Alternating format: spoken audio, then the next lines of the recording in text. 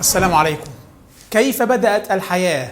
هذا السؤال وسؤال الحلقة السابقة كيف ظهرت المعلومة من أصعب الأسئلة في العلم التجريبي المعاصر على الإطلاق. يقول عالم الأحياء الأمريكي والمتخصص في أبحاث بداية الحياة ستيوارت كوفمان، يقول: أي شخص يخبرك أنه يعرف كيف بدأت الحياة على الأرض علمياً فهو إما أحمق أو مخادع، فليس هناك إنسان على وجه الأرض يعرف علمياً كيف نشأت الحياة. وعلى موقع الساينتيفيك أمريكان العلمي وتحت مقال بعنوان لا تخبر المؤمنين بالخلق الإلهي المباشر أن العلماء الماديين ليس لديهم أي فكرة عن كيف نشأت الحياة على الأرض. يسرد الكاتب تحت هذا المقال كل فرضيات الملاحدة في هذا الباب، باب كيف نشأت الحياة على الأرض،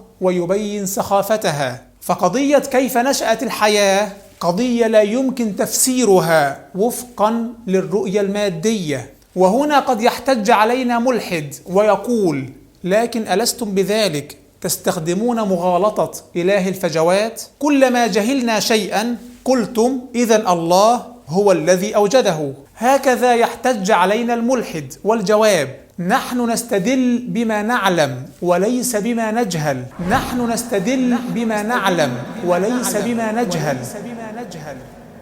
نستدل بالنظم المعلوماتية المعقدة التي توجد داخل كل كائن حي. راجعوا الحلقة الماضية حتى تعرفوا الورطة الإلحادية أمام النظام المعلوماتي الذي بدأت به الحياة. فنحن نحتج بما نعلم وليس بما نجهل. نحتج بنظام التشفير الرباعي الذي دونت من خلاله كل المعلومات التي يحتاجها الكائن قبل أن يظهر، وبمنتهى الضبط 4 مليارات معلومة مدونة بنظام تشفيري داخل كل خلية من خلاياك. البديهة العقلية تقول أن هذه المعلومات بما أنها موجودة بل ومشفرة فلا بد لها من موجد، خالق عليم قدير. فما بالنا وهذه المعلومات المشفرة تتحول إلى لحم ودم وأعضاء ووظائف وهرمونات وإنزيمات غاية في الضبط والإتقان والوظيفية. فهذا احتجاج بما نعلم،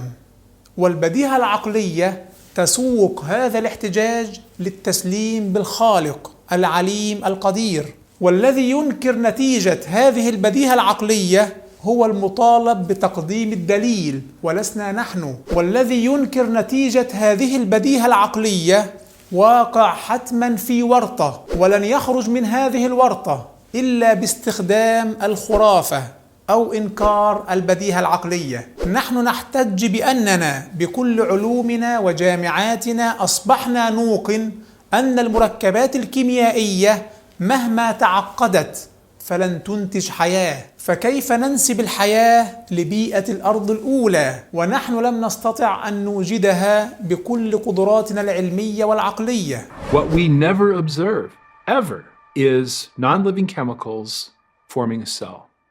So, in a sense, we have a field of research where the important action has already happened. كيف لهذه الجامعات والمعامل العملاقة والعقول المبهرة، كيف لها جميعا ألا تعرف كيف تنتج ولو أبسط صورة من صور الحياة؟ ثم يصر الملحد أن الحياة نشأت بالصدفة في بيئة الأرض العشوائية الأولى. إذن فمن الذي يجيب بالفجوات المعرفية، نحن أم الملاحدة؟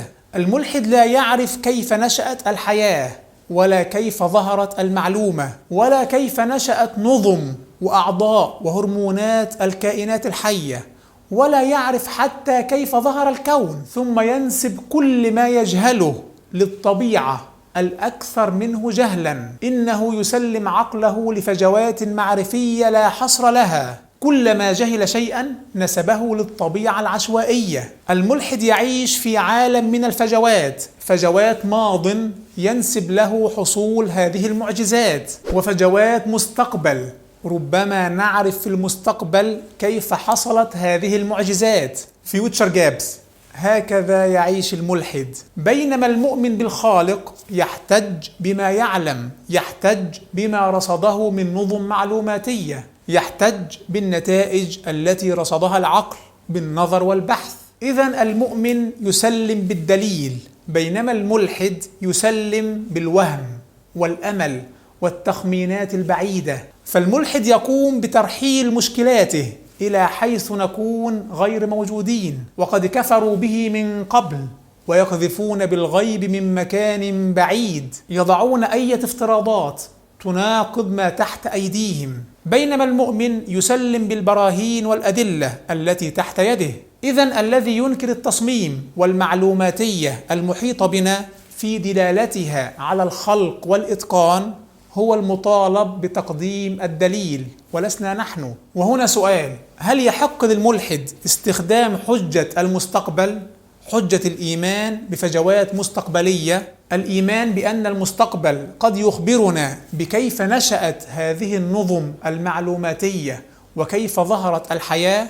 الجواب: لا يحق للملحد أن يفعل ذلك إطلاقا، لأن الرجم بالغيب باستخدام المستقبل لا يكون إلا في الممكن العقلي contingent existence، الشيء الذي من الممكن عقليا أن يحدث. ونشأة الحياة ذاتيا في بيئة الأرض الأولى هذا محال عقلي وليس ممكنا عقليا، لأنها لو كانت ممكنا عقليا لاستطاع البشر بأقل جهد وفي كل مكان أن يوجدوها. أما كون البشر بكل علومهم وجامعاتهم ومعاملهم وعقولهم لا يستطيعون أن يوجدوا ولو أبسط صورة من صور الحياة، فالأمر لا يخضع إطلاقا للممكن العقلي. فالذي يقول أنا سأكفر على أمل أن يجد المستقبل حجة لكفري فهذا من أضل الناس عقلا. هل تعلم أن المؤسسات العلمية العملاقة وليس المؤسسات الدينية وضعت مؤخرا جوائز مالية ضخمة لمن يستطيع أن يجيب عن سؤال كيف ظهرت الحياة، وآخرها جائزة ب5 ملايين دولار وضعت في جامعة أريزونا لمن يجيب عن سؤال كيف تشفر المعلومة داخل الشريط الجيني. فهل هذا ممكن عقلي في بيئة الأرض العشوائية؟ مبلغ مالي بهذا الحجم مقابل أن تصمم لنا جزءا يسيرا من شريط جيني، ولو حتى أبسط من الشريط الجيني في البكتيريا بملايين المرات. ما نحاول القيام به هو تشكيل شكل من أشكال الحياة يكون أبسط نموذج من أشكال الحياة، وسينتج شيء أخف وأصغر بملايين المرات من بكتيريا صغيرة حديثة. هذا منتهى الأمل، شيء أبسط من البكتيريا بملايين المرات. قال الله عز وجل: يا أيها الناس ضرب مثل فاستمعوا له إن الذين تدعون من دون الله لن يخلقوا ذبابا ولو اجتمعوا له وإن يسلبهم الذباب شيئا لا يستنقذوه منه ضعف الطالب والمطلوب. وقال الله عز وجل في الحديث القدسي الصحيح المتفق عليه: ومن أظلم ممن ذهب يخلق كخلقي فليخلقوا ذرة، والذرة هي صغار النمل، أو ليخلقوا حبة أو شعيرة. أخلق الشريط الجيني في حبة قمح. معك العقل والكيمياء المعقدة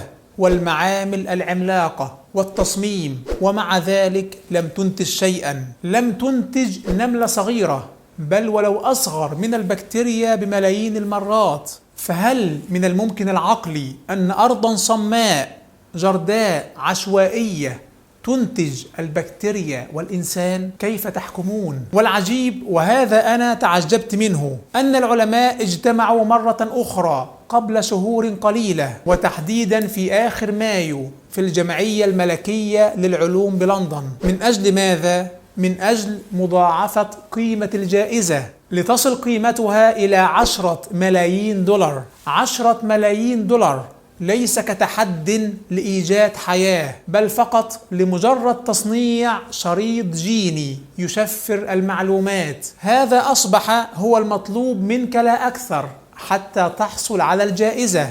تصنع شريط جيني يشفر المعلومات. Well, good morning. Thank you. It's an honor to be here at the Royal Society. Well, so we're here doubling the prize amount, and it's the first significant activity I've had here in Europe. فليخلقوا ذرة أو ليخلقوا حبة أو شعيرة. العلماء بأنفسهم هم اليوم من يتحدون البشر بهذا التحدي. عندنا ملايين الشفرات المتراصة التي ظهرت فجأة بمنتهى الضبط في أبسط الكائنات الحية. أيهما أقرب للعقل؟ ولما تحت أيدينا من علم ومعرفة؟ التصور الإلحادي أم الخلق الإلهي؟ دع عقلك يعمل ولو على حساب هواك. صحيح أنا لم أخبركم أن الملحد العربي ما زال يعتقد أن العلم استطاع إيجاد حياة. نعم، ويحيلنا الملحد العربي كثيرا إلى تجربة كريغ فينتر التي أجراها قبل سنوات. وكريغ فينتر مليونير أمريكي شهير، وها هي ورقة كريغ فينتر العلمية أمامكم على الشاشة. ما فعله فينتر تحديدا؟ أحضر فينتر ميكوبلازما حية بالغشاء الخاص بها بإنزيمات الخلية وعضيات الخلية ومجموعة كاملة من الجينات داخل نواة الخلية.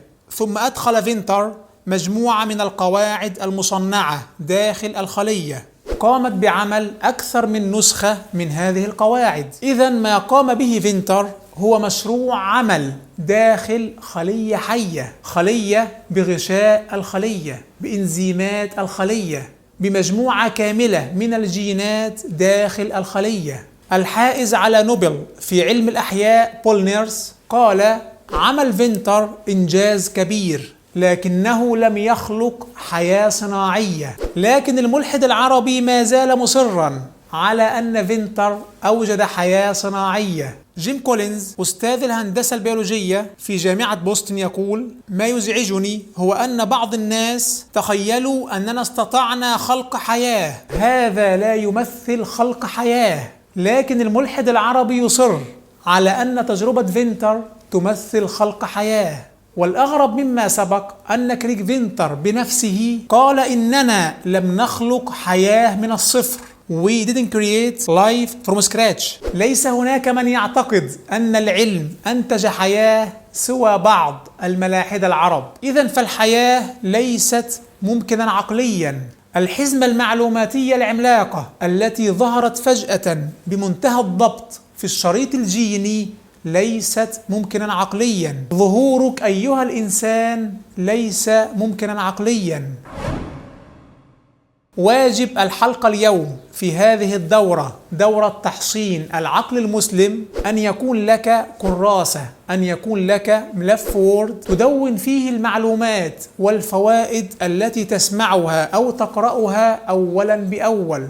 تقوم بتدوينها بطريقتك الخاصة بأسلوبك الخاص، سواء المعلومات التي تسمعها في هذه الدورة أو التي تقرأها في الكتب التي أوصي بها. فالعلم صيد والكتابة قيد.